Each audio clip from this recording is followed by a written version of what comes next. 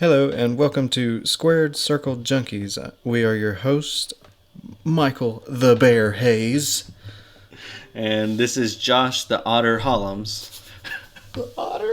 Yep, the otter. Why the otter? Because I got the cunning. Okay. I'm a little hairy and I got the cunning, but I'm at bear level. Okay. I got nimble fingers. Okay. Well, today's episode is our first, the inaugural episode of Squared Circle Junkies. I can't get over it. Okay, I'm sorry. Okay. And today we're going to talk about E.C.W's One Night Stand in 2006. But before we get started with that, just some quick wrestling news from, it happens every week, so we're always going to have something to talk about. But Rey Mysterio's going into the Hall of Fame at WrestleMania this year. WrestleMania 39, right? Yeah, 39. Jesus. I know. And then the next one is WrestleMania 40, and that's going to be in, I think, Philadelphia, if I'm not mistaken. What if the cast for Always Sunny hosts WrestleMania? I hope so. That'd be awesome. But I don't know. Do people still host WrestleMania? I don't think so. Yeah, I think last year it was just like different people would announce certain things. Yeah. Because I watched last year's, and Hulk Hogan came out to talk about it, but they gave him a mic that wasn't working, so you couldn't hear much of what he was saying. And then someone came and got him a mic, and then he talked for like a minute and stopped. It's pretty funny. But yeah, that's probably also all there really is in wrestling news. Dominic and Rey Mysterio are going to be going against each other at WrestleMania 39, finally. After all the bullying from Dominic, Rey Mysterio is finally given in, and it's going to fight him. I hope he whoops his ass, too. I saw something on, I think it was on Instagram. It was like Rhea versus Rey Mysterio for custody of Dominic ladder match. That would have been amazing. I would have loved to see that one. Yes. Well, the only news I can think of was, I just saw it. It was either today or yesterday. Vince had settled with the lawsuit, I guess. Oh, I didn't hear about that. It was like $17 million. Settle with who? The woman. Oh, okay. Yeah. I can't remember her name, but I don't know if it's true or not. I mean, it probably is. Yeah. Mr. McMahon seems like he doesn't really care about consent. Well, I was talking about the payout. Oh, the payout. Oh, yeah. No, Yeah. Everybody knows he doesn't care about consent. No, definitely not.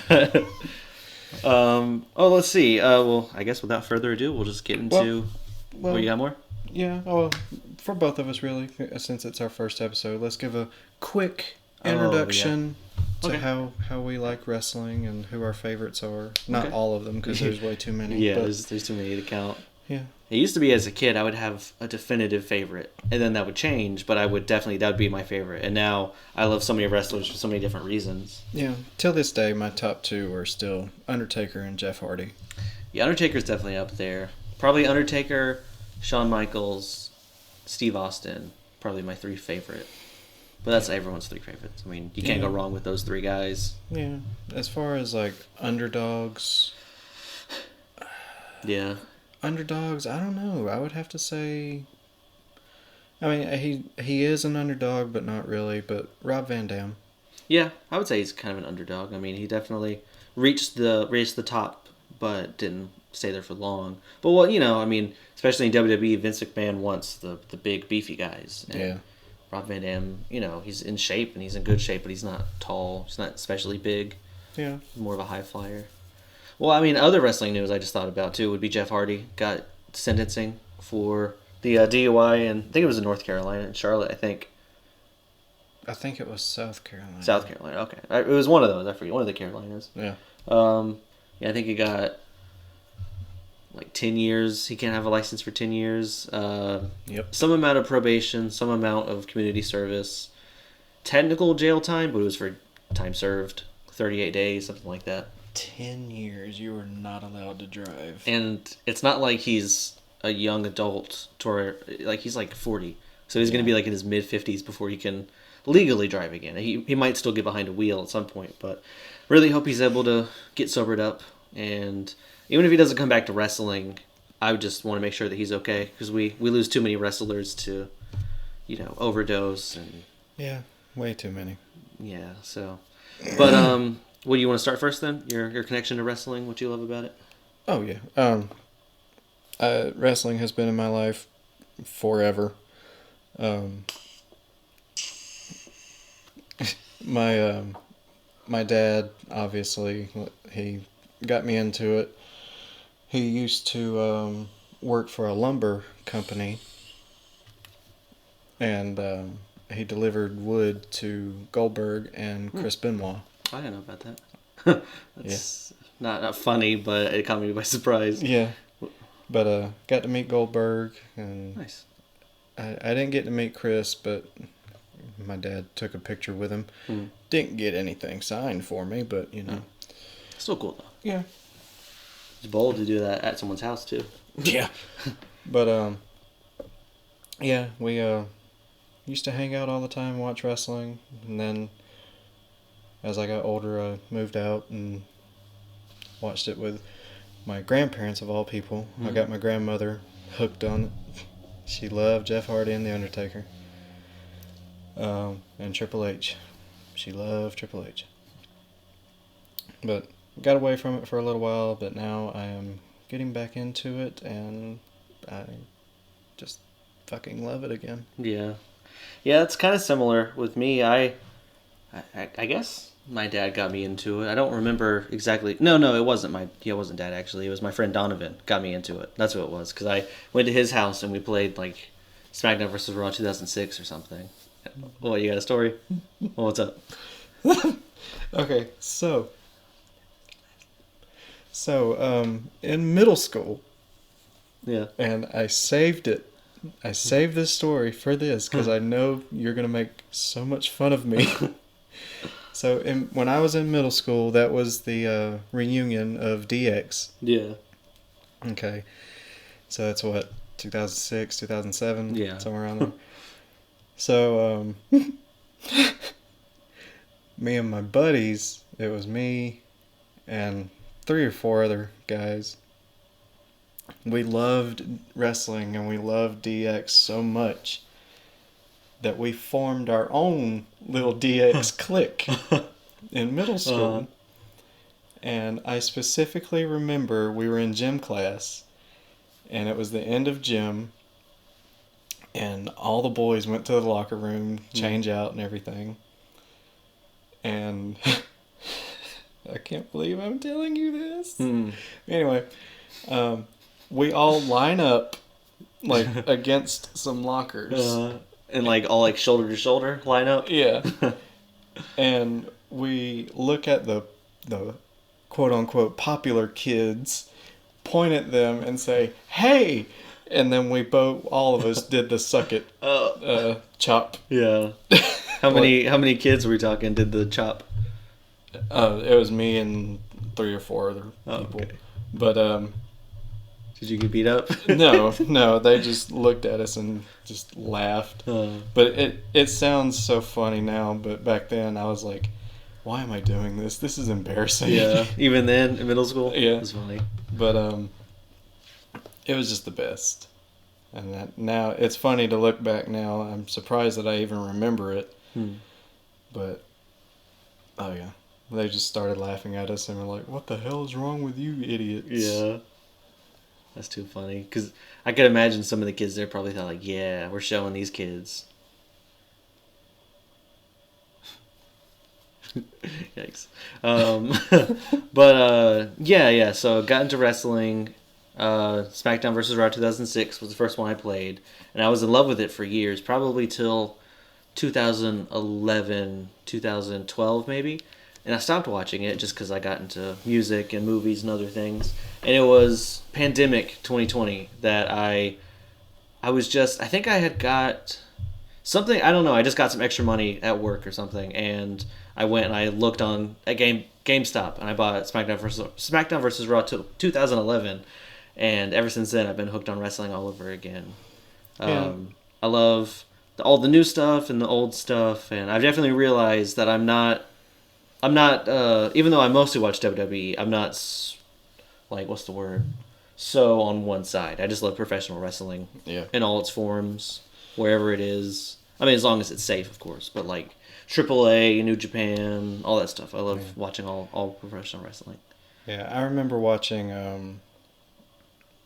the same time I was watching WWE back in the early 2000s is when I started watching TNA also. And that was with early AJ Styles, early Samoa Joe, and all these other people.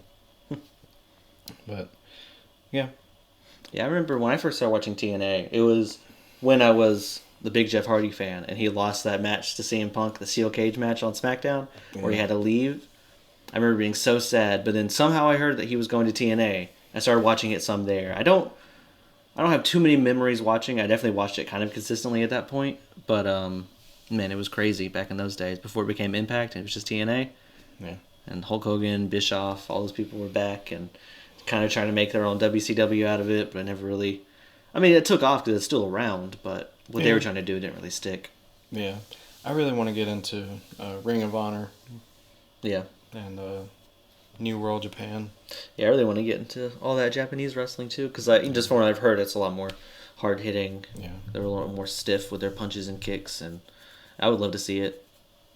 Well, I don't know. That's about all I have for our intros there. Do you want to jump into the pay-per-view? Yeah, we'll go ahead. Okay. So, obviously this is One Night Stand 2006. It is the first pay-per-view with E.C.W returning. I thought it was the second. Because wasn't it 2005 One Night Stand? Was that E.C.W too, or was that its own thing? It may have been. I may be wrong. I don't know. I can't remember. You might be right. It might be that One Night Stand was... No, it was definitely an E.C.W thing. Okay. But yeah, whatever. Anyway, returning rival to WWE. The second rival, obviously the first being WCW. Yeah. Anyway, this took place in the iconic, I call it the E.C.W arena in New York City. But the first thing I noticed, like cameras going everywhere, showing everything. The first thing I noticed was the sign that said, "If Cena wins, we riot." Yeah. And I don't know what it was about that. It's instantly I was like, this is a new breed of audience. Because I don't know if you probably did notice, but watching it on Peacock, the pay-per-view started off by saying, like, hey, this is definitely for adults. Like, there's going to be a lot of cursing and kind of vulgar language in this one. So, and that was a surprise. And there was. I got a lot of notes for that. Well, I do just want to point out that it's at the Hammerstein Ballroom in New York City. And it took place on June 11th, 2006. I got some notes down, just one note about Paul Heyman coming out and talking. Do you have any details about that written down? No, I don't have anything about Paul Heyman. See, all I have here is that he came out to a big ovation, obviously. E.C.Dub. Everyone was chanting E.C.Dub, E.C.Dub all night. And just gave a speech about him saying he created hardcore wrestling and creating E.C.W to kind of, I don't know, break the mold, I guess, of what wrestling could be. Instead of it just being big superstars, it can be like kind of people you don't expect to be good, but they're good in the ring, and it's obviously hardcore, so it gives people that extra kind of edge, kind of a punk rock view to it. Now, I've only been to one live event, and it was WWE Backlash 2003. I would love to go to something. Obviously, ECW is not around anymore, but I would love to go to something that is so in your face. Yeah. Like, where they're just like jumping into the audience or getting rammed into the barricade or through the barricade. You gotta be on guard just to watch it. I would love to go to something like that. Me too. Even if it's not something like extreme, people are coming into it. It'd just be awesome to see something kind of in that small scale. Yeah. Because you look at the Hammerstein Ballroom, compared to most WWE stadiums, arenas, I mean, that's like, it feels like it looks like a cathedral pretty much. Yeah. Like a small little church they're in. Kind of like the Tabernacle in Atlanta. Yeah, very similar to that. And, but yeah, I would have loved to have been there for this pay-per-view. Yeah. Well, I was going to say something, but it left. Well, if it comes back, we'll get into it. I was just going to hop into the first match, if you want to call it that. It's kind of just a fun little warm-up. I wouldn't really call it a match, per se. Yeah, it's kind of embarrassing, if you ask me. But, you know, you had to throw in a little quick match for an ECW legend Yeah. So with our first one, we got Taz versus Jerry the King Lawler. And that one, I think they had brought up the fact that Jerry was kind of talking trash. Oh, no, it's fine. Talking trash about E.C.W. and Taz was standing up for it. So that's kind of the heat going into this match. So I have first, we got Taz enters, huge ovation, obviously, E.C.Dub chants. And it's going to get pretty consistent where we keep saying E.C.Dub chants, but it happens a lot in the show. But he comes out, and then Lawler comes out, and he's already talking trash to the fans, and he even goes up to Joey Styles and slaps him.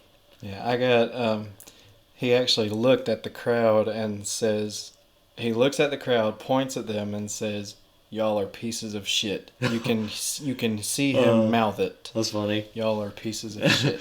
That's funny. I didn't get that down on my notes. Also, just a quick little side note. I did not know until recent, like a couple weeks ago, that Grandmaster Sexay is Jerry Lawler's son. Oh, yeah. Yeah, I just found that out recently, too. Yeah, I had no idea. I was like, what? Yeah, that's crazy. The hell? I knew when you were bringing that up, you were gonna, but I forgot who it was that he was related to. Till you said that. And I have to say it like that because of JR. Yeah, exactly. Grandmaster Sexay. Love you, JR. Exactly, always grilling with JR. Pretty good podcast. Best commentator ever. Mm-hmm. Pound for pound, for sure. But yeah. So then, when Jerry finally gets to the ring, Joey shows up behind him and jumps on his back. Of course, it doesn't last for long. He throws him down. He gets him. He tries to get him in a headlock. Yeah, exactly. Tosses him over his shoulder, throws him down, and right before he does a move on Joey Styles, Taz comes in with the Taz mission, brings him down. Match is over. Taz wins. Yeah, King was going for his finisher, which is just a regular pile driver. Oh yeah, I forgot about that. And then Taz comes up and chokes his ass out. How tall is Taz? He's not tall. He's pretty short for. He's got to be like 5'3", 5'4", somewhere around there. Let's do a fact check. Maybe a little bit taller. Well, as you're doing that, I'm just going to go a little bit further on. Just after that match, Taz goes and he joins Joey Styles in the commenter booth. And it's pretty funny how long Joey Styles is selling that slap. You notice that? He's sitting there like grabbing his cheek, moving his jaw around. It's just, but then he'll stop and talk. And then once they're about to cut to the next match, the next segment, he goes back to kind of rubbing his face again because he's in pain, and that was funny. Taz is 5'9". Oh wow, okay. I don't know. I mean, I guess when most other wrestlers are 6'4" and up, I guess that's why he looks so small because he's about as tall as I am. So I always assumed he was really short. I know, like, obviously he's an E.C.W. legend. Because he was there when it started. But then after E.C.W. stopped, he went to be a commentator for SmackDown. And then after that, he also went to TNA to be a commentator. Yeah, and now he's with AEW. Yeah, so he's just all over the place. Yep. He's I don't know. He's definitely flip-flopping. Yeah. Going back and forth. So, at the end of the match, I don't know if you caught it, but Taz has already won, whatever. King is holding his head. And again, you can read his mouth. He says, "That son of a bitch." Is that like he's still on the ground, kind of? Or is he standing up at that point? He's kind of sitting. So he said, "That son of a bitch." I didn't catch that. That's funny. So, but yeah, it was a good, taunting match. Yeah, it kind of got the crowd kind of riled up.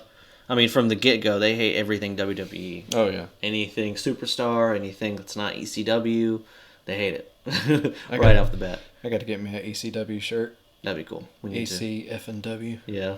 I would just love to get more wrestling shirts. Yeah. So far, I've only got the King of the Death Match and Undertaker. I need to get more. I used to have so many of them. Me too. But then I got tall and fat.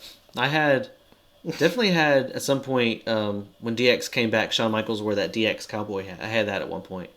I remember that. Do you remember that? Yeah. It was like camouflage. Mm-hmm. Yeah. I had when they came back, I had the DX t-shirt with the animated characters of them. I had a Jeff Hardy shirt for sure, and it was just his face painted up. It was around the time he was doing the face paint a lot.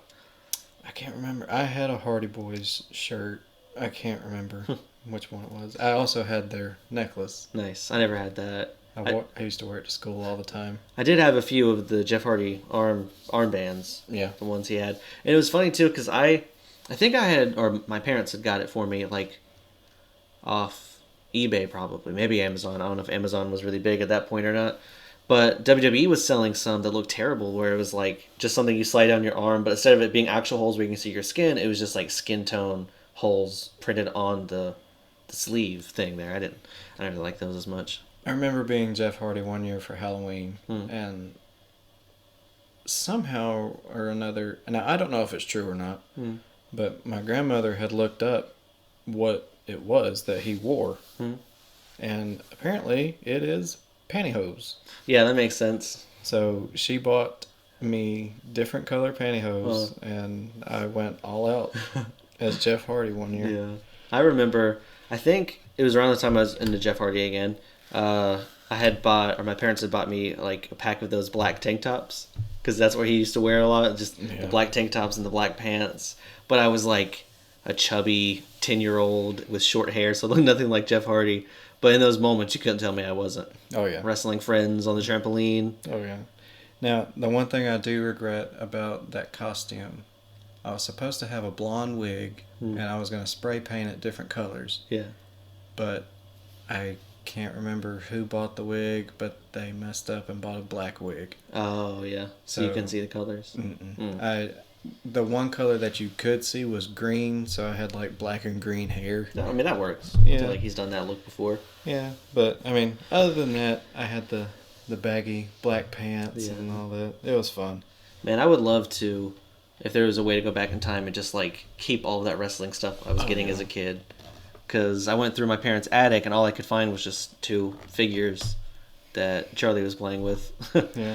But I would love to, because I had so many of those toy belts. I used to love those. Oh, I had tubs of action figures that I gave to one of my distant cousins. And I'm thinking about calling his ass and seeing if he still has them. That'd be cool. Because if he does, I want them back. Yeah, because Ezra would love those for sure. Oh, yeah. I would love to see them too. Oh, yeah. I had so many.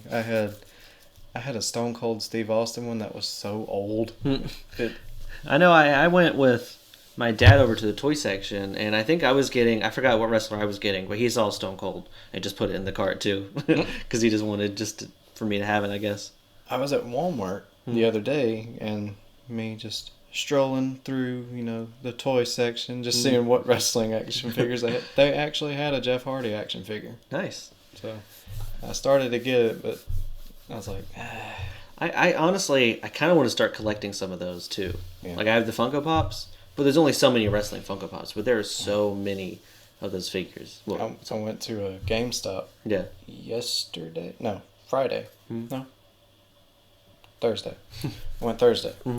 They had a Undertaker and Paul Bearer Funko Pop. My girlfriend Jade actually bought me that. Nice. So I have that pack. And it came with a WrestleMania 9 pin. It's on my jacket. I didn't bring it today, but nice. It's on my desk with my computer stuff, my work stuff.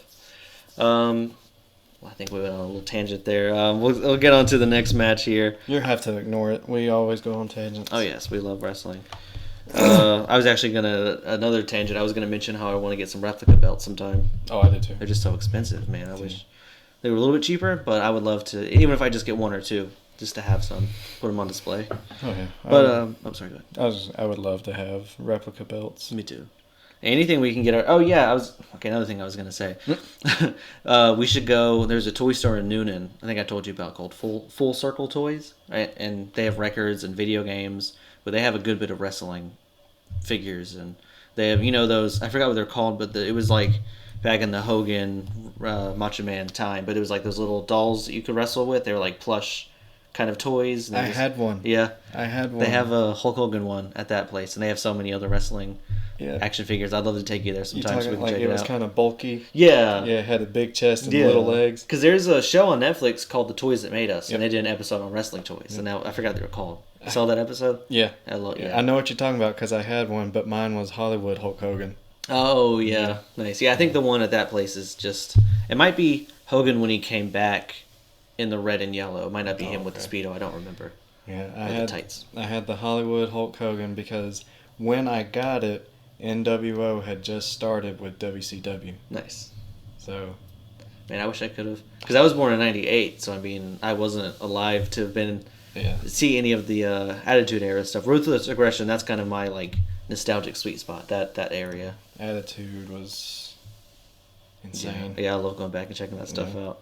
But either way, we'll get on other tangents later, but let's move forward with our second match. We got Randy Orton versus Kurt Angle. I'm going to be honest. I thought Orton was going to take this one. I don't know who I thought was going to take it, honestly. The thing that I think is weird, and we'll see it again later on this match, or this pay-per-view, is how the ECW guys will still cheer on Kurt Angle even though he was never in ECW. Well, at this point, he had just went to ECW. Yeah, but like they were kind of cheering for people who were part of ECW before WWE bought them, and he was never a part of that. He was a part of the rebrand or rebirth, but that's not really seen fondly nowadays. It's kind of he's not an ECW legend. No, and they did the same thing with Big Show and Mark Henry and a lot of other. And I get it, you gotta put eyeballs on the product, especially when they revived it on the Sci-Fi Channel. But I just wish it was just weird to me that they were cheering for him because it's like he's not really an ECW guy if you think about it. Yeah, all right. So, Randy Orton gets into the ring, and they're all booing because he's WWE. Here comes Kurt Angle with his little stupid mouthpiece in. I hated it when he wore the mouthpiece because I don't know why it bugged me so much. I don't think it's a good look for any wrestler. No, it's not. But Kurt Angle kind of like, I don't know what you call it, kind of like bucked at him, and he rolled out of the ring. Randy Orton was like, no, and rolled out of the ring.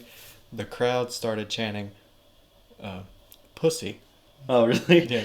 They were going, "Pussy." Yeah. I was like, oh my God. I forgot about that. They were crazy all night. Yeah. I was like, I was honestly shocked that WWE or Peacock did not edit that out. Yeah. And I was also going to point out the fact that Randy Orton was making his entrance. One of the crowd members touched him, and he kind of walked for a second and turned back. And for a second, I thought he was going to actually hit him. So I think around that time, Randy Orton had some anger issues, and he would actually hurt some people sometimes. Yeah, yeah, he did have anger issues. I forgot about that. Yeah, he did. I feel his character is still crazy, but I feel like the guys mellowed out. Now I did see in news, recent news, I did see where he's been out because of a back injury, but he made a post with some guys guys that have Down syndrome. And, he seemed happy. He seemed like he was, just there to make them happy. Yeah. So it just seems like he's come a long way. That's good. Yeah, I've definitely heard that too. Stories of him just being a lot better with interviewers and people, in general. Yeah.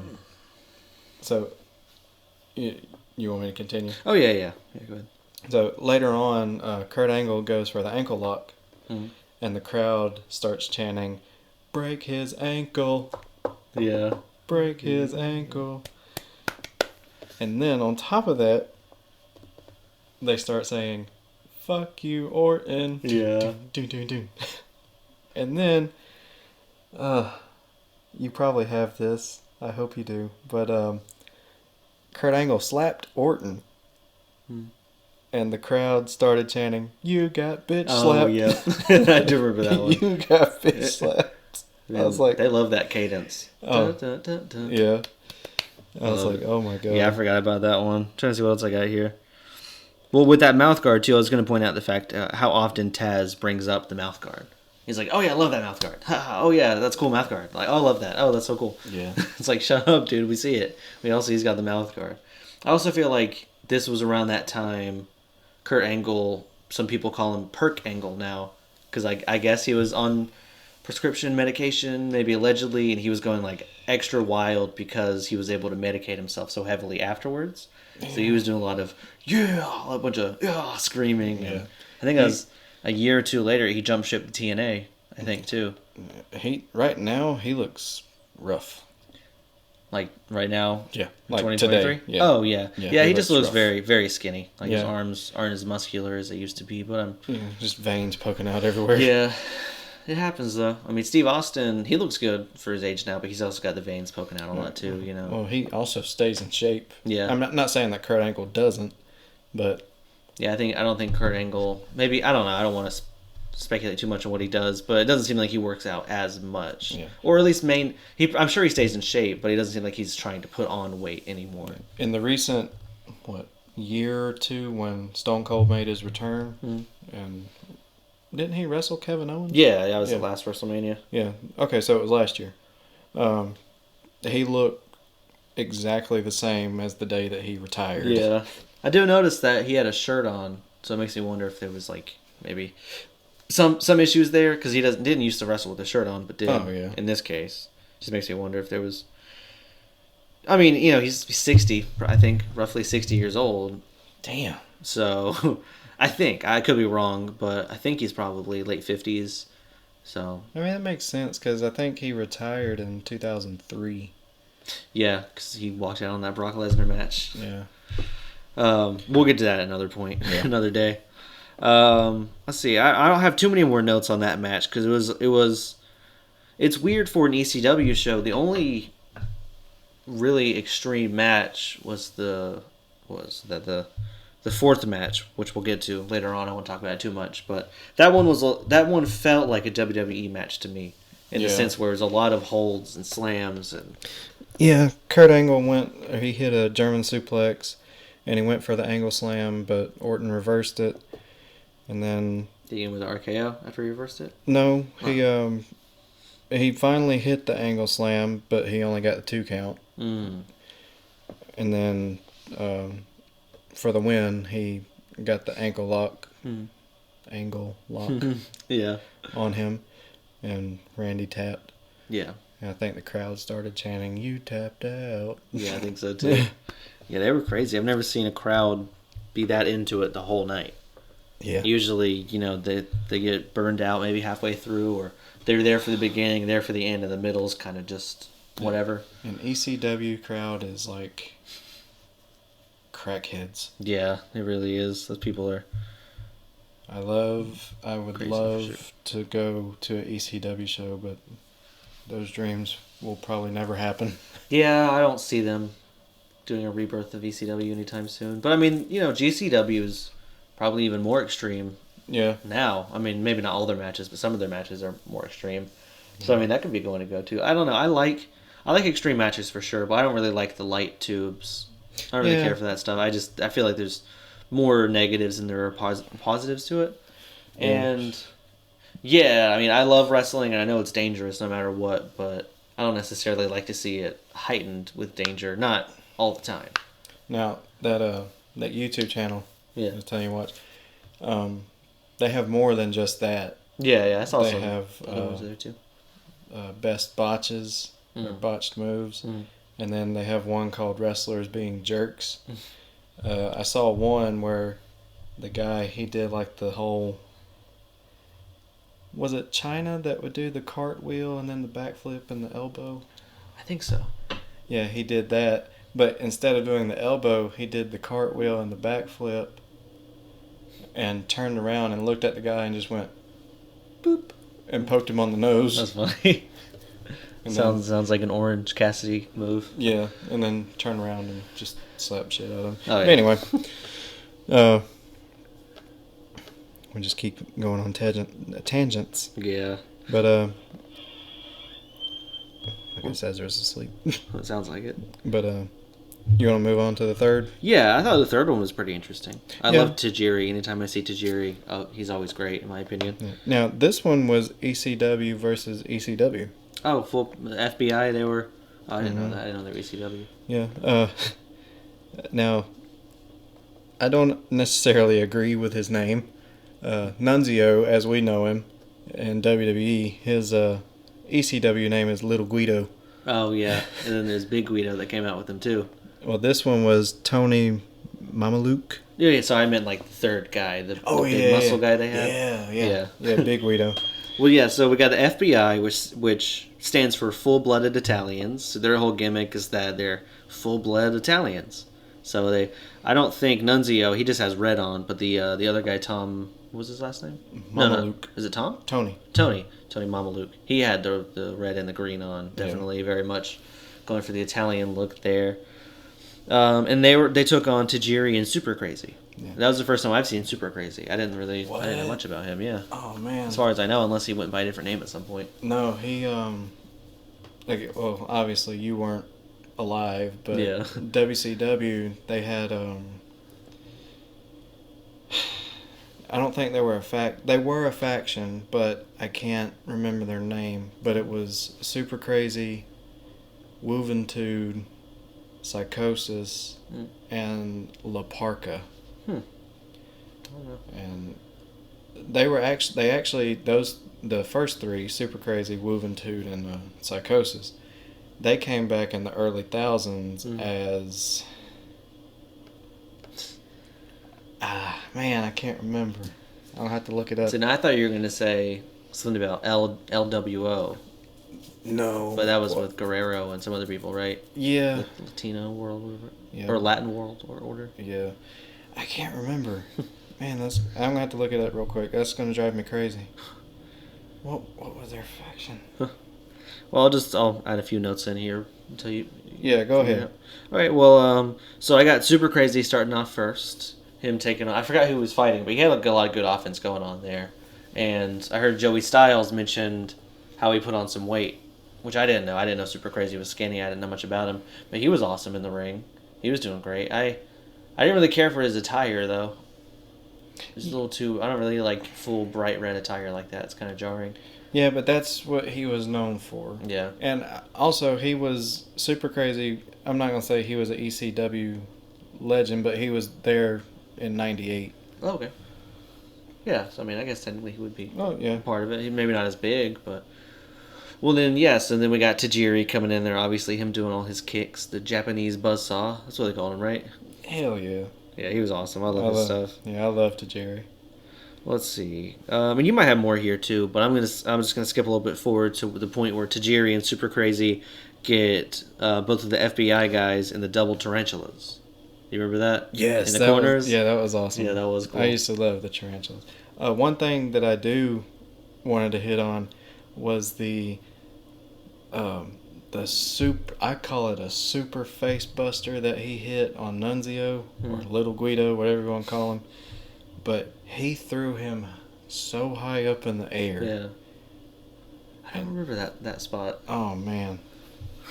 And he hit and no hand down. He hit, his face hit. Yeah, because I think now he's kind of doing a gimmick, still Italian, but I've been seeing him on Instagram occasionally, toss a pizza around, like he's making pizzas all the time or something. Is his gimmick, Italian pizza maker? Maybe, I'm not really sure what he's got going on now.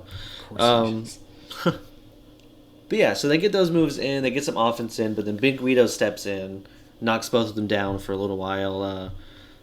What was it? Nunzio and Tony, they go for a double double clothesline, and they get both Tajiri and Super Crazy. This is kind of where they start to take over the match. I think at this point, Nunzio and Tajiri, they're the legal guys in the match. But Tony and Nunzio, they hit... Well, I got the term for it right here. They hit Tajiri with a double fisherman buster, and Nunzio gets the pin. They win the match. Right after they're celebrating, I think Big Guido picks up Nunzio. Then you hear, "Well, it's the big show," and he comes out to the ring. I honestly forgot that they were both ECW, both teams. I thought he was just going to beat up the FBI. Yeah. But he came and beat up Tajiri and Super Crazy. And that one move he did to Tony, you saw that one where he grabbed him, did a backbreaker on his knee, and then tossed him. And he did a whole spin before he hit the ground. Yeah. I think he kicked Big Guido in the nuts. Yeah. That was the first thing he did, I think. So Big Show just took out everybody. And they keep cutting to Big Show's face, and it's so gross. He's got just like a line of snot. Yeah, you notice that? Just on his lip. Yeah. And they kept showing it. And Taz even brought it up. He was like, "This is amazing. He's blowing out snot or something like that. Like he's so mad." It was so gross. I didn't like that, but it was cool to see the Big Show like that. And he was in pretty good shape at this point. Yeah. I think. I think at this point he had started to lose weight. Yeah, because I'm pretty sure Vince McMahon kept doing this thing where he would make Big Show a big guy, and then Big Show would get too overweight, and then he would throw him back down to something else. So I'm pretty sure that's why he pushed him to ECW. Maybe not exactly. He may have been in shape around that time, but that might be a reason why he kind of got pushed into ECW. Yeah. And we should briefly mention, I'm pretty sure it was before this, it had to have been, there was a Battle Royale with Raw versus SmackDown versus ECW. Yeah. And at first, everyone, Raw, SmackDown, ECW, they had on red, blue, and black to kind of match the brands they were with. Big Show had on, I'm pretty sure, red, so he was with Raw, technically. Him and Randy Orton win the match, air quotes. I know it's a podcast, so they can't see what I'm saying, but air quotes. Then he rips off his shirt and shows that he's ECW the whole time. Randy Orton was like, "What are you doing? Exactly. What are you doing?" Real quick, the faction that Super Crazy was a part of took place in 2005 and 2006. They were called the Mexicools. Oh, yeah, I do remember that now. Yeah. But didn't they end up doing something kind of offensive? Like they came out as like gardeners or something, and that kind of... That happened, and everyone was like, "Oh, we don't like that." So then they kind of stopped. I could be wrong, maybe not, but I feel like it's something kind of offensive. Yeah, something like started that. Going on with their gimmick there. But we'll go back to that later. But yeah, all three of them started. Well, they didn't start, but they were a part of WCW. And Psychosis back then, during the Mexicools, he just wore like a little jumpsuit or whatever. But in WCW, he was full on luchador. Like he had a mask and it had horns, like devil horns. Yeah, that sounds familiar. Yeah. Cause I've seen some old WCW pay-per-views. Yeah. So it was, I don't know. He was one of my favorites in WCW. I just want to go on a quick tangent there. I realized I said pay-per-views, which that is accurate to that. I'm still going to call what goes on now in modern WWE pay-per-views. I'm not going to call them premium live events. Oh, yeah. I'm sorry, WWE. I'm just going to call them pay-per-views. It is a pay-per-view. We're just not paying to watch it. Exactly. But technically, you pay for the subscription, so you kind of pay per viewing. Maybe not per viewing, but you're paying to view it. Yeah. Premium live events just doesn't roll off the tongue. Pay-per-view is just pay-per-view. Yeah. You get premium live events. I have to sit there, and I'm trying to enunciate as well as I can. Pay-per-view, I can just kind of spew out. I did read a while back that most of the superstars hate premium live events. They hate the word? No, they hate it in general. Oh, why is that? Because when they were doing pay-per-views, they were getting paid from people that would pay to watch the pay-per-view. Oh, that makes sense. But now they live stream.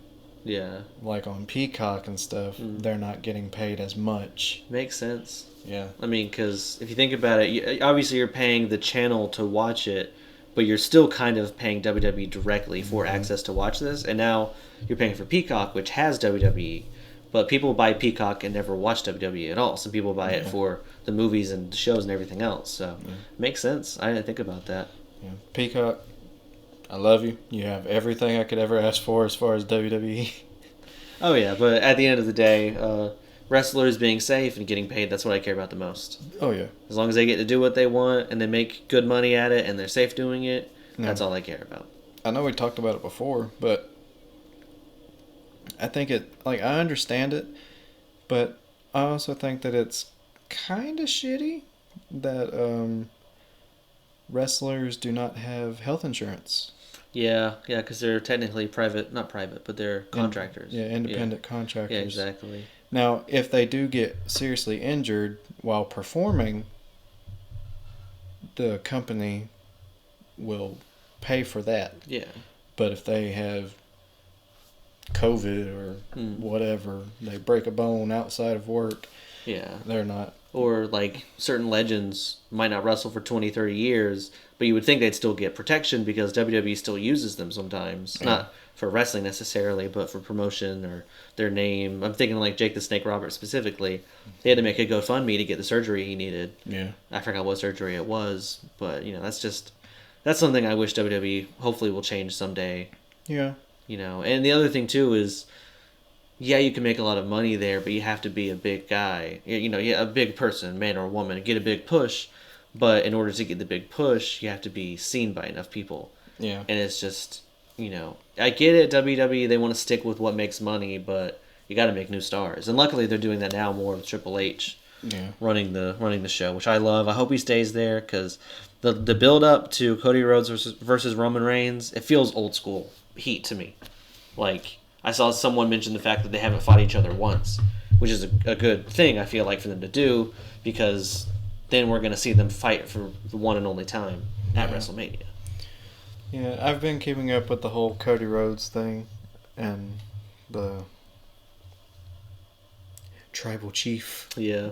But my main concern was Kevin and Sami. Kevin Owens and Sami Zayn. Yeah, they had to get back together. Yeah, they hugged it out. I was like, yes. And then recently, you know how Kevin Owens wears the KO Mania shirt to WrestleMania? Mm-hmm. Well, it's a shirt now that says KO Mania on the back, and it says Wrestles Zania on the front. Nice. He just showed that off on, I think it was Raw, or maybe SmackDown. I can't remember. Nice. Probably SmackDown. All right, so let's get back. Yeah. When we get to the JBL. Yeah. I was hoping you took notes on it. I did, because that was... So. I'm not the biggest fan of JBL, just because I know the guy himself is kind of a bully, and we'll get into that in a second here with the Blue Meanie situation. But that promo, I don't even know if you call it a promo necessarily, I guess. He gave, just shitting on the crowd was amazing. Yeah, he came out, and he just starts talking, and the crowd's, fuck you, SmackDown. I was like, oh, you're right. They really do love that cadence. Yeah. But... he did that. JBL came out and he's like, don't you dare talk about my SmackDown with your low quality backyard wrestling. Yeah. I was like, oh shit. Well, I know he also just, like you said right there, talking trash about E.C.W. And I have here too that he brought up how last year at the last One Night Stand, I think they did a Battle Royale. And for really no reason at all, JBL just goes up to Blue Meanie and actually punches him in the face. Busts his nose, and he's bloody all over the place, which that brings me to the part of him being a bully, because apparently that wasn't supposed to happen, and apparently the guy who plays Blue Meanie is like a really nice guy, so there was really no reason for why he should do that. Yeah, but I've heard a lot of stuff about JBL being like an actual bully. Yeah, I don't like that kind of stuff. I don't like that toxic culture in wrestling, and I'm glad that's going away. It seems like, at least with the past 10 years or so, maybe even longer than that. Yeah. Just that old school. I love some old school stuff, but some of those old school mindsets need to change, and luckily that's kind of one of those that's going away. But either way, so he's talking about that, how he hit him in the face and made him bleed. Then it goes on to talk about how Big Show and Angle, those are WWE stars. Mm-hmm. You have them, but those are made by me. Those are made by us at WWE. He even brought up the fact that Rob Van Dam is now a made man because of WWE and not ECW. But that's not true. No, not to these fans especially. Yeah, because Rob Van Dam, he is E.C.W. Yeah, I mean, it's in the name of a song, one of a kind. Yeah. There's not really any other Rob Van Dam. I mean, you play as him in a video game. That's the only person I know that has that moveset. Any of those movesets? Oh, yeah. Those kicks, the Rolling Thunder.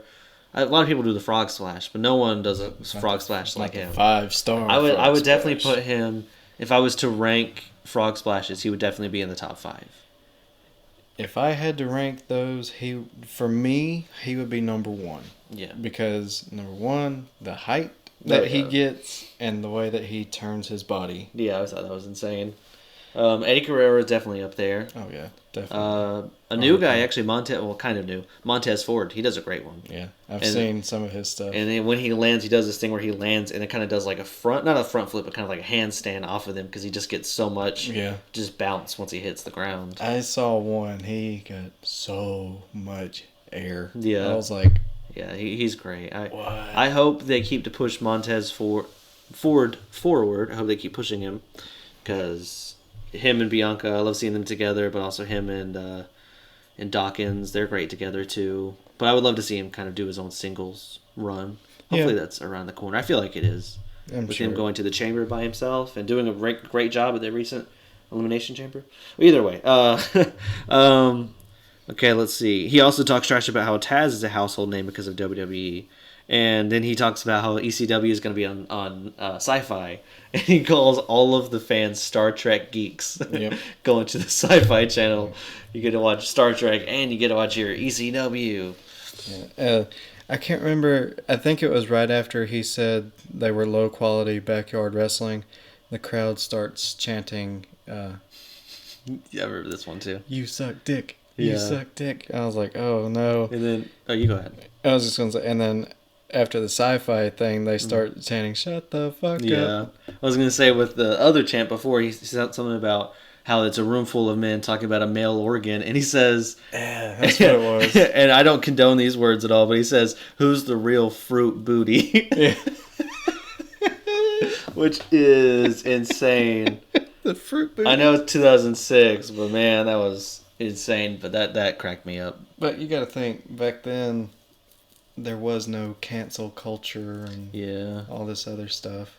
Yeah, it's not great. I'm not... There was no being PC or anything like that, so they didn't really care, obviously, with the divas and stuff. Yeah, I'm glad they've kind of moved forward away from that. Yeah, I'm glad that they're actually pushing for the women to do more. Yeah. And they have done a shit ton more. I mean, you could even arguably say some of the past few years, 5 or 6, 7 years, the women's division has been better than the men's division. Yeah. I mean, more stars. I mean, obviously Becky Lynch, Sasha Banks, Charlotte Flair, Bayley. I think they're kind of called the 4 horsewomen because they just really kind of led that revolution. Along with Stephanie McMahon, I'll give her props. Yeah. I mean, I give her props for a lot of things. I get her character's annoying, but with returning legends here, recent. Trish and Lita. I'm so excited to see that. I need to watch that match still when Lita shows up. Well, actually, no, I think I saw when Lita shows up. I need to see them win the tag team championships. I haven't seen it. But yeah. Let's see. That's all I have for the JBL moment. You got anything else? No. Okay.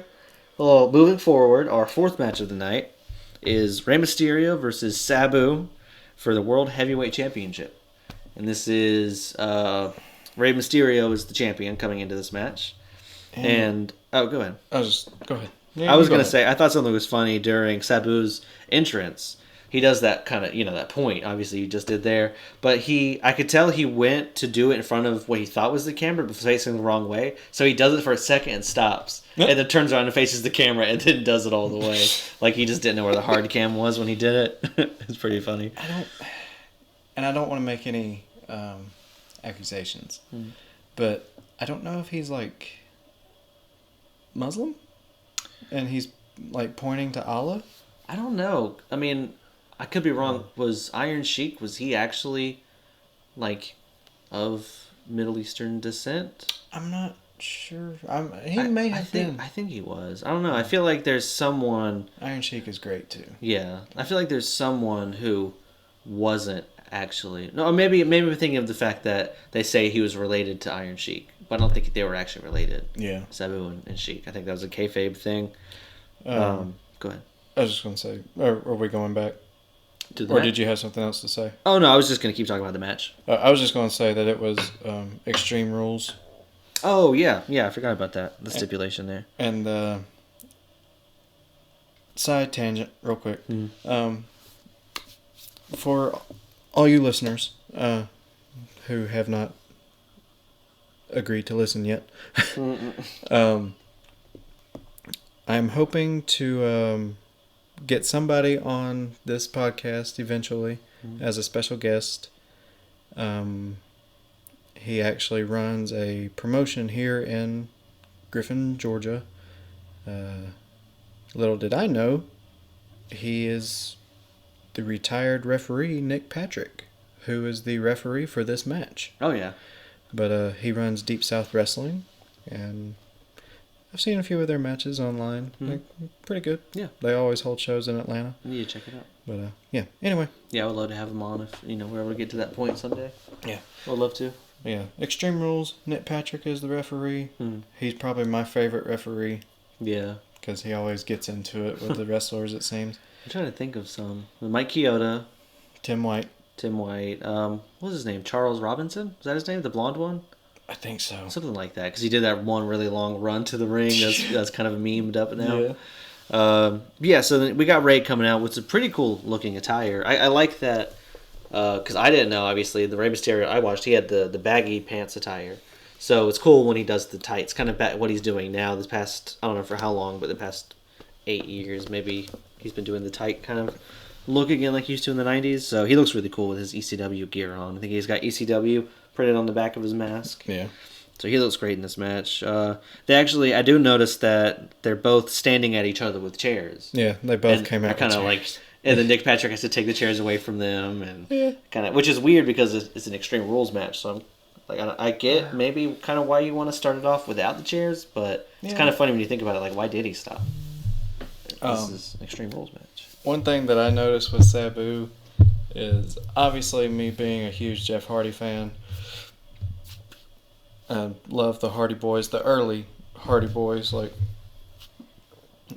late 90s, early 2000s, when they were the New Brood and Hardy Boys. Anyway, one of my favorite moves was the Poetry in Motion, where Matt throws him against the turnbuckle and then he gets on his hands and knees. And Jeff runs and does his little side kick, or the Poetry in Motion. Sabu did that with a chair. So he threw Ray into the turnbuckle, set the chair up. Oh, yeah. And ran and did the Poetry in Motion. Yeah, I caught that too. That was cool. I didn't get it in my notes, but I do remember that one. That was a cool move. Yeah, they had some pretty cool spots in this one.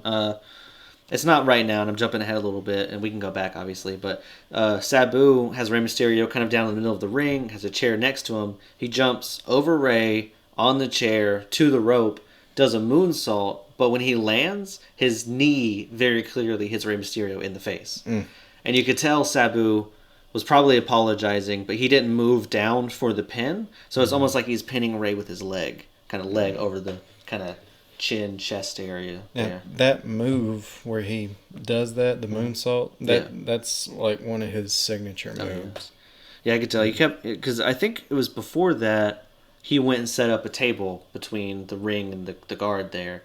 And he was going to do, he had Ray on his back. He was going to do that where he jumped from the chair to the rope to the table. But then Rey Mysterio moved. So Sabu had to catch himself on the rope and just jump, onto Ray onto the mat instead of onto the table. That was a pretty cool move.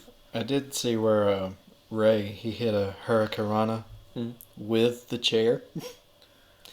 He did it with like he jumped off the chair. Or he had the chair in his hands or something. I don't know if I caught that move. I'm trying to remember.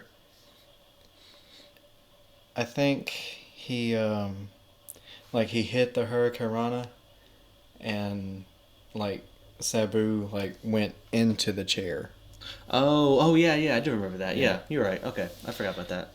But then Sabu, he gets up and he grabs a chair, and this motherfucker, he just throws it. Just right at Ray's head. I do remember that. Just smacks him in the head, which is another signature of Sabu. Yeah.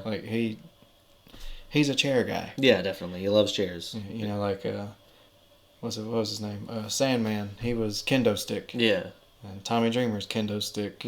So he's a chair guy. Yeah, definitely. Well, let's see what I got here too. I've got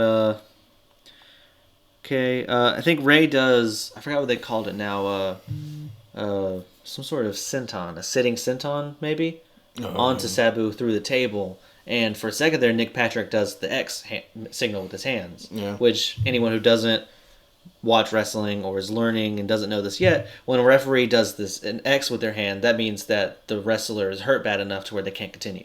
And that means the match needs to end. And I think it's because of his left shoulder.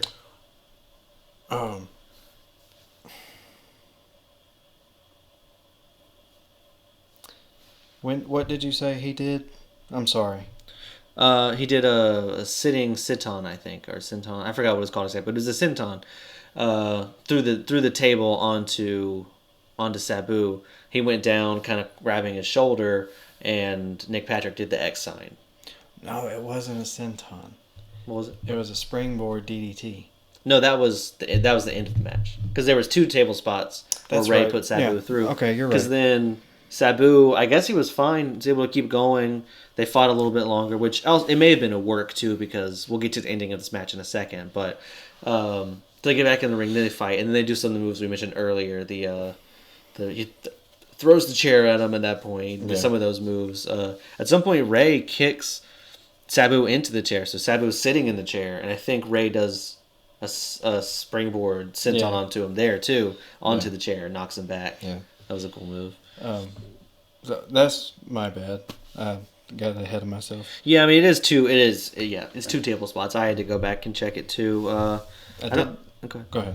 No, I was gonna say I don't have much notes for in between this. I'm about to go to the ending of it. So if you have something else to add, before I get there, just the fact that Sabu hit a guillotine leg drop on Ray. Oh yeah, I do remember that one because he was like Ray was kind of like holding himself in the corner, right? And or maybe he was on the rope, something like that. And he was on the rope. Yeah, did the leg drop on him.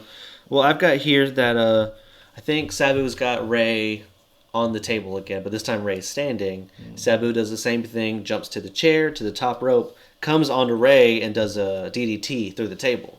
And this is why I think it was a work, because I don't think Vince McMahon is going to change both titles to E.C.W. in one night, but they don't want to have Sabu totally lose. Yeah. So their way to do it is to make it seem like, because then I don't know who this guy is, but some guy comes out and he has a very high-pitched voice, and he mentions how the match has to stop here. Yeah, they can't wrestle anymore. Yeah. And you can hear from the crowd. The crowd was like going crazy when the DDT happened, but as soon as they said the match couldn't go on, everyone starts going, bullshit, bullshit. Everyone's just furious at that point. And both of them had to be carried out. Yeah. But Sabu was trying to fight it off. That's why I think it was a work, because, it just... We'll get to the ending, but I don't think Vince McMahon's going to change 2 world titles, not to ECW in one night. I mean, unfortunately, even though he owns ECW, and same thing with WCW in the early 2000s, he still wants to bury the talent for some reason, even though he owns them now. Owns the franchise, at least. I don't get it. Yeah, I don't either. That's something I would love to talk about, too, at some point in this podcast, the invasion angle, and how badly that went. Because it could have been so great, and it just did not. Yeah. Let's see. So that's what I got for that match. In the next match, we got the Hardcore champions, Mick Foley and Edge, taking on ECW legends Terry Funk and Tommy Dreamer. There was some build up to the match about how, I forgot who it was, Paul Heyman came out and he was talking about how he said Mick Foley was a prostitute, something like that. He's being a prostitute in the way that he's like, what was it? I forgot why he called him a prostitute, how he related it to prostitution, something about selling himself for the money maybe. Yeah, sold himself out. And Foley did a great promo about how, he may have sold out, but he still was and is the hardcore legend, and he put his body through so much to get to where he is now. I thought that was great, and it was, with me not really seeing much of Foley, especially because he technically retired, quote unquote, in 2000. I didn't know that much about him until the Foley is podcast, and now he's probably one of my. He's on. I don't know if I put him on the Mount Rushmore, but he's definitely one of my favorites. For sure. I think I would put him on my Mount Rushmore. I do love the Foley is pod. Oh yeah, and I don't want to say I wouldn't add him to it. I just haven't thought of my Mount Rushmore, so I don't know who would be on there right now. I mean, right now I only got 3, and it's him, the Always Sunny podcast. Oh yeah, and 2 Bears, 1 Cave. Yeah, I haven't listened to that one, but I love that It's Always Sunny podcast. Yeah. But that'd be something fun to do too. Talk about our Mount Rushmore of wrestlers. Oh yeah. But it's tricky because anytime I think about it, it's like you kind of want to say some of the big names like Rock, Austin, Undertaker, and Shawn Michaels because they're all really big. But at the same time, I have other favorites who weren't maybe as big as those wrestlers that I might put on my Mount Rushmore instead. But if we're talking about like progression of the industry, it'd have to be probably, maybe not exactly those 4 guys, but a mixture of those 4 guys. Now, I will say, after watching Young Rock, I do have a lot. I mean, not that I didn't have respect for The Rock, but I don't know. I just look at him differently in a good way. Yeah. He climbed his way up. I have heard some things about that show not being totally accurate all the time, unfortunately. But I mean, I think it's a great show. I need to watch season 2 and 3. But I loved seeing all those actors. Are you caught up on all that? Yeah. Man, I need to start watching it again. Then I watched all of season 1 in one night, and I just didn't keep up with it. I loved it though. It was great. I think now there are some major flaws, specifically the actors that they got to play the wrestlers.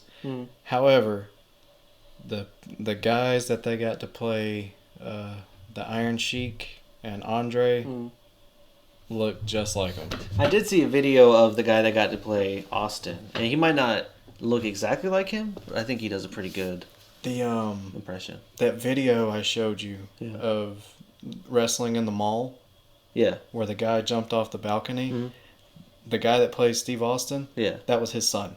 Oh, that's cool. I didn't know that. Him and his son run that promotion. Oh, so he's an actual wrestler too. Yeah. That's awesome. Yeah, he was actually in the ring when his son jumped off. He was laying on the floor or laying on the mat. That's awesome. Yeah, I didn't know about that. Yeah. I will say the actors they got to play, I forget their names, but the two Samoan brothers. The Wild Samoans. Yeah, but what were their names though? Like Afa and Sika.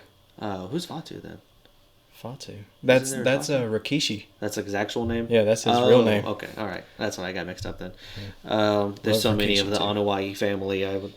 I get mixed up sometimes. Either way, let's get back to the match here. I want to just add in that Lita came out obviously with Edge because at this point he's the rated R superstar. Yeah. And him and her had their whole thing, and I never knew who she was, but her name was Beulah. She came out with Tommy Dreamer and Terry Funk. Oh. So I about that. Yeah, was she in E.C.W? I guess so. Maybe? I didn't really know her. I've heard the name before. But go ahead. Okay. Let's see. I don't have too many detailed notes about their match. Okay. Let's see what you got there. I was going to Tommy Dreamer and Edge. They start off the match. Edge stops because he doesn't want to fight. He tags Mick because he tags Mick Foley in because I'm thinking Edge is scared because these two are ECW legends and he knows that they don't give two shits. They will go crazy. Yeah. And I'm assuming it's Extreme Rules because... Just my leg. Anyway. But he tags Mick Foley, but Mick doesn't want to go in because of the not backlash, but the past history between him and Terry Funk. Oh yeah, that Deathmatch 95. Because he knows how Terry Funk can be. Yeah, they definitely are making Edge and Foley like cowardly heels. Yeah, but you can hear Mick clearly say, "I don't want to be here. I want to go home." That's funny. Yeah, because Mick's like, He gets in the ring, but then he goes back to Edge and he's like, "I don't want to be here." I thought it was funny, but Tommy and Terry, they come in after Mick. They have a trash can, or they take it outside of the ring, and they grab a trash can and it has a stop sign in there. So, and then there's so many weapons in this match that come out of nowhere. Edge had a tray at one point, like a lunch tray. Yeah, like a metal lunch tray, and he hit Tommy in the head with it, and that tray just went, bent. I believe straight in half. They hit. I'm pretty sure they hit Mick Foley with a stop sign, and that stop sign just bent. And I think they put the trash can on top of Mick, or put Mick in the trash can, and just started beating him up. But and then they bring a ladder out. There's so many weapons. Terry Funk and his old ass, he starts to climb this ladder, and Edge knocks him off. And to me, I have the utmost respect for Mick Foley. Guys like Mick Foley, Terry Funk, who are just past their prime and still putting their bodies through this shit. Yeah. Especially Terry Funk. He must have been 50s, 60s at this point. Yeah, it had to have been. He'd been around since 70s. Yeah. Early 70s. Mick Foley and Edge, they grabbed a barbed wire board. Oh, yeah. I'm not surprised. Yeah, barbed wire, that's Mick Foley and Terry Funk's staple. Mm-hmm. What drove me crazy, and Mick Foley, again, legend, he takes barbed wire and wraps it around his fist. Yeah. And starts beating the hell out of Terry Funk. I've seen him do that before. Oh, yeah. And I can't remember what else. Somebody went through a table. I think it was Terry. Yeah. Terry went through a table. Yeah, it was a table that had barbed wire on it.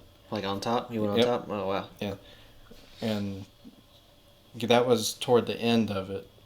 And he had to be escorted out because when Mick Foley was hitting him with that barbed wire hand, and it cuts, you could see it. Yeah. It cut him right here in the corner of the eye. Yeah. I'm not going to say that his eye was popping out, but I'm pretty sure it was close to it. Yeah, I can imagine. I mean, that stuff is rough. Because as far as I know, they don't fake that barbed wire. Yeah. I don't think they do. That's the real deal stuff. Yeah. But, Terry got escorted out. So, in the long run, Mick Foley and Edge ended up taking the win for that one. But that wasn't like for the Hardcore Championship, was it? No, like it was just a match. No, that was just a match. Blood feud. Yeah, blood everywhere, especially from Terry. Yeah. Well, moving forward, that was our fifth, so we're on our sixth match. We got who is Balls Mahoney versus who's he going against? Nasato Tanaka. I don't know much about him. I know he's one of those crazy Japanese wrestlers. He did a few high flying moves. The only note that I have for this match, because it did not last that long, it was just like the Taz and Lawler match. Balls Mahoney had a chair. And he hit this dude so hard with that chair. And the dude didn't make any attempt to block it. Straight on his head? Straight on the head. Yeah. And that chair was so dented. I was literally terrified for this dude. Yeah, I didn't remember that. Because it was a chair he had, I forgot what all was on it, but there was E.C.W. at least painted on it. Yeah. There's some things painted on it. Yeah, I remember that. And how did the match end? Just because a knockout, or I think was it first blood match? No, it wasn't first blood. I'm pretty sure he just hit him. I wouldn't be able to keep going. He definitely got concussed. Oh yeah, after that. Yeah, definitely. I'm pretty sure he just hit him with that chair and pinned him. Yeah, that sounds right. Because I don't even know if there was a pin. It may have just been. Maybe there was. I just remember him holding up the chair, and you can see the huge dent on it. Yeah. But I don't remember if he pinned him. But he may have. I can't remember. Yeah, Balls Mahoney, he was a good wrestler, but to me, he was one of those, he was a dark match guy. Yeah, unfortunately, he was definitely not a top card guy. Yeah. Well, moving forward, we got our main event tonight. We got John Cena, at the time WWE Champion, going against RVD. And he's definitely, there's plenty of ECW legends, but I would say he's definitely at least the most recognizable. Like, you see RVD, you think of ECW for sure. And there's plenty of other ones you think that too. But so yeah, he's going against him. I think, isn't he, before this, technically he's cashing in his money in the bank for this title? Yep. Okay, that's what I thought.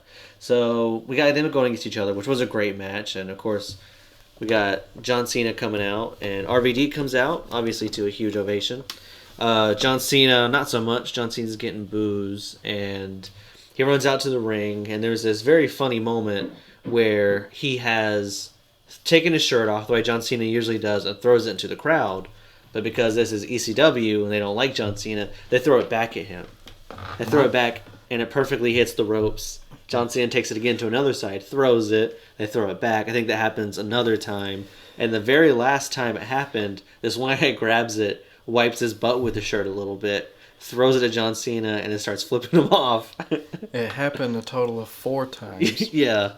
The guy before, the guy that started wiping his butt with it, John Cena throws it further into the audience, and this dude was holding the shirt and like spitting on it and threw it back.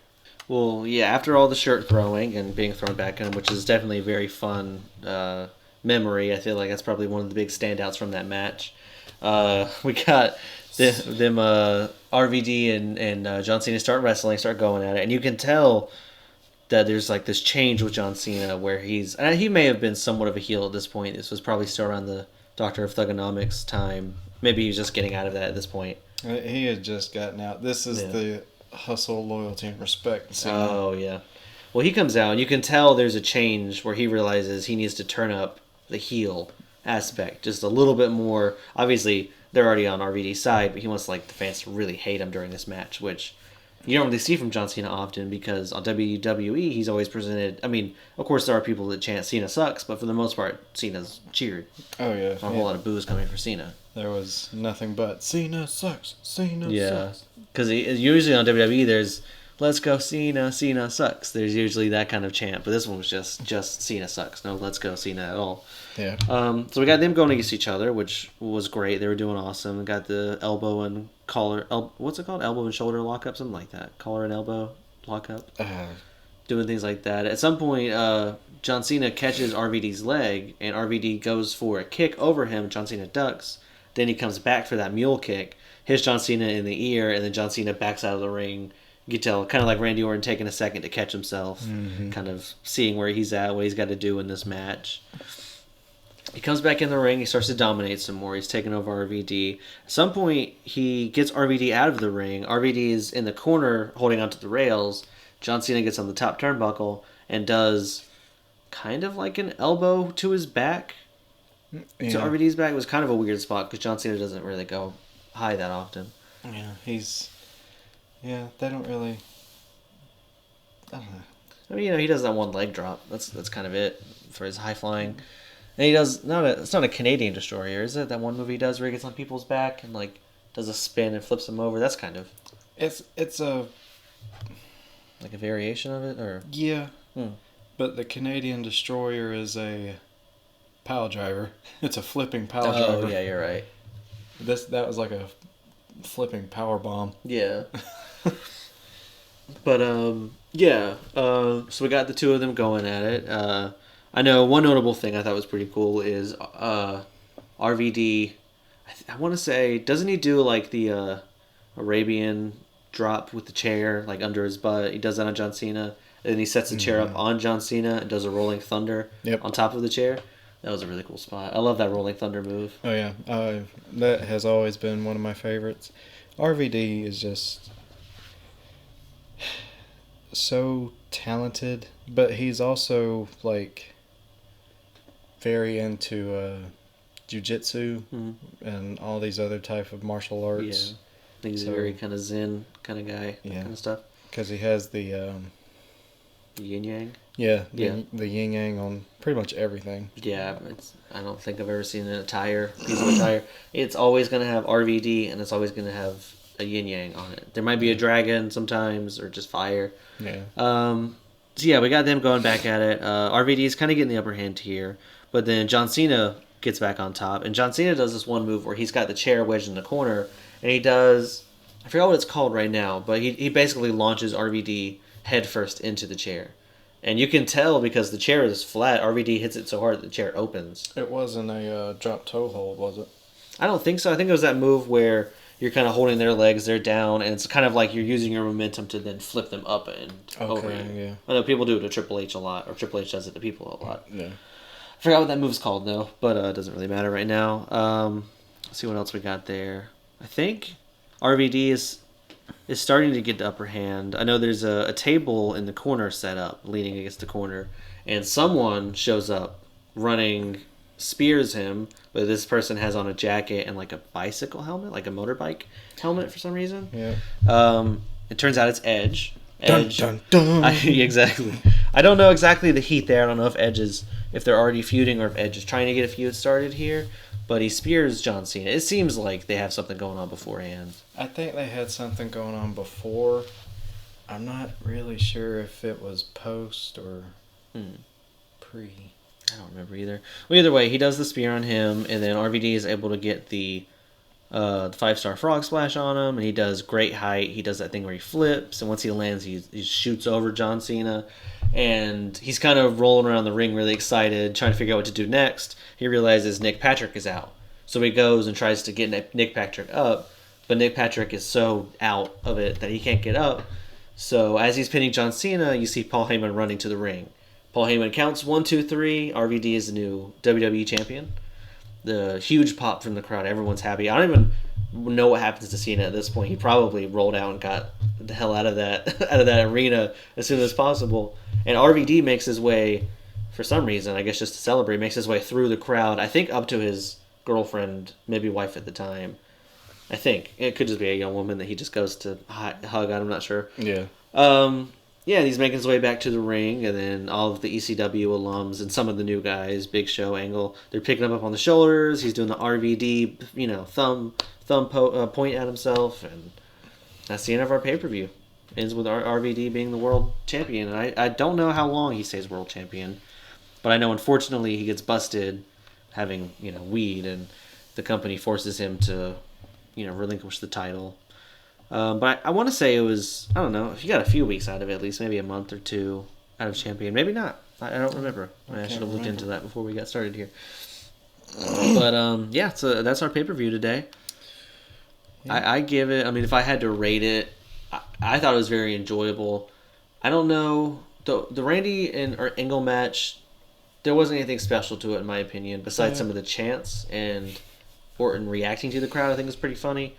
Yeah, you could tell he broke character a few times. Yeah, because he was trying not to laugh. The tag team match with FBI and Tajiri and Super Crazy, that was pretty interesting, pretty fun. Yeah, it wasn't as big as usually Tajiri's matches are, but I thought it's a decent match. Nunzio is pretty funny. My favorite thing with Tajiri always used to be the green mist. Yeah, I wish he would have done that here. Yeah, it kind of comes out of nowhere. He gets hit with that fisherman, double fisherman buster. And kind of ends, I'd say that was probably a pro for the match. The Edge versus Edge, Foley, Funk, and Dreamer, that was a good match. Oh yeah. Balls Mahone and Tanaka, I could go with that. That was fine. Yeah. But overall rating, I'd probably give it like a B. For terms of enjoyment for myself. 1 out of 10. 1 out of 10. Okay, I'd give it probably somewhere between a 6 and a 7.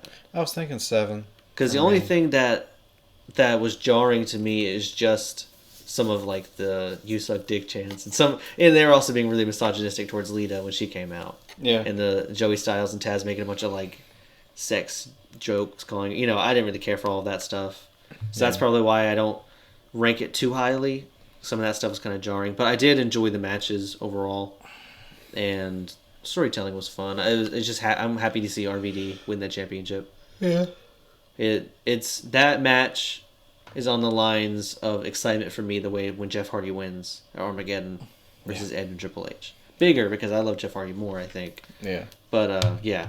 So what about you? How do you think? 1 out of 10. I would give it a 7. Well, yeah, about a 6 or a 7, same as you.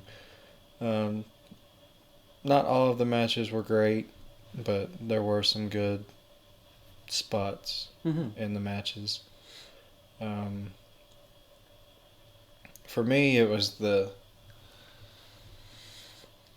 nostalgia of the early E.C.W days, being in the same venue and just seeing some of the old guys like Terry and Mick Foley, even though he wasn't representing E.C.W. Yeah. But Tommy Dreamer. Yeah, I'm always happy to see Foley in any capacity. Oh, yeah. I love Mick Foley. He's great. A great guy. I don't know. I didn't know there were a few facts that I didn't know, like super crazy being in ECW. I didn't know that he was originally with ECW. Yeah. Unfortunately, I didn't see ECW in its prime, and when it came back, it wasn't received that well, unfortunately. Yeah. But yeah, going forward, I don't know what our next podcast is going to be about, but going forward, we're going to talk about many different topics. It's not. You'll find out when we do. Exactly. It's not just going to be all just pay-per-view reviews. We'll probably talk about maybe we'll do a history of some of, like, we use the word kayfabe and pop and bump. Maybe we can do an episode where we kind of dive into what those meanings are.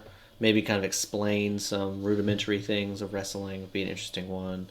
I'd love to talk about our favorite tag teams, talk about our greatest and worst moments in wrestling, just plenty of things, for sure. Yeah, I would okay. I'm going to say the next episode, well, I don't really know because we have WrestleMania coming up in a week. Yeah. WrestleMania 39? Mm-hmm. Yeah, WrestleMania 39 in a week. What could be fun, a fun idea, we could watch all of the main events of WrestleMania and then maybe like rank it from number 1 to 39. Not the entire pay-per-view because that would take us forever. Just the main event. Just the main events. We could do that. And we could also do maybe 1, 5, 10, 15, 20, 25. Like instead of doing 1 through 39, we could do like the big 5, 10, 20, 25. Like maybe we could do something like that maybe. I was going to suggest that, I love your suggestion. I was going to suggest that maybe next week we could do, or not next week, but next episode, we could do our favorite team, our favorite faction, or maybe our favorite superstar. Yeah, that'd be cool to do a deep dive into a faction, or we could do a deep dive on a superstar. Yeah, exactly. Because I would want to say character. I'd love to do a mixture of kayfabe history, but also real life history with these people. Kind of talk about where the character is, but also where the real life people are in these moments. Yeah. But yeah, we got plenty of stuff coming for you, and hopefully everyone likes it. Maybe we can get some momentum, get some steam, and get our names out there. I'd love to be able to turn this into a way to get to wrestling conventions. Oh, that would be amazing. Even if we're not in them, if we can get, some tickets to it or something. I don't know what it could be. I would just love to see this podcast take off. I did see there's another promotion called E.C.W. Mm-hmm. Universal Championship Wrestling. They're based out of Florida, but they were having a live event, and they had a podcast live there. Oh, really? Yeah, they're like recording live. Nice. During the match. Like they were their own commentators. Yeah. I guess. I would love to get to that point too. Oh yeah, that would be awesome. Even if we just get mild success, but we get our names out there in the wrestling community, I'd be happy. Oh yeah, that would be amazing. And if we, give it a shot at being wrestlers. Maybe. Cody Rhodes, American Nightmare Factory, right there in McDonough. It's not far from us. And I just need to get in shape first. And Deep South. Deep South too, yeah. Right I need to get in some better shape. I feel like you just got to be able to lift somebody up, man. You ain't got to run a marathon or anything. You're right. I don't know. Ask a wrestler; they might say it feels like running a marathon. You're right. Depending on who you're talking to, I guess. Because that 6-minute match may feel like 30 minutes. Yeah, exactly. Depending on what you're doing. Depending on what you're doing, where you're at, who you're against. Yeah, for sure. Well, this was fun. Yeah. I hope that all you listeners enjoy this. Let's make a decision right now about the next episode. Okay. Pay-per-view or... Should we do pay-per-view or favorite faction or deep dive into somebody or... It'd be nice to catch up on that WrestleMania hype. Make something WrestleMania themed. But I don't know. There's a lot of undertakings if we try to do what I suggested. We could figure out a favorite one we have together, a favorite WrestleMania altogether. I'm partial to 25 because I remember seeing that one live at the time. The main event, or not main event, but Undertaker versus Shawn Michaels That was the first time they fought, and then the second time was career versus streak. But, we'll figure it out. I can't think of anything specific right now. I guess we can do faction. We'll figure it out. Yeah, and you'll see in the title of the next episode what our decision was. All right, well, that is the bottom line, because Squared Circle Junkies says so. Hell yeah. Spitting on it. Ugh. And threw it back.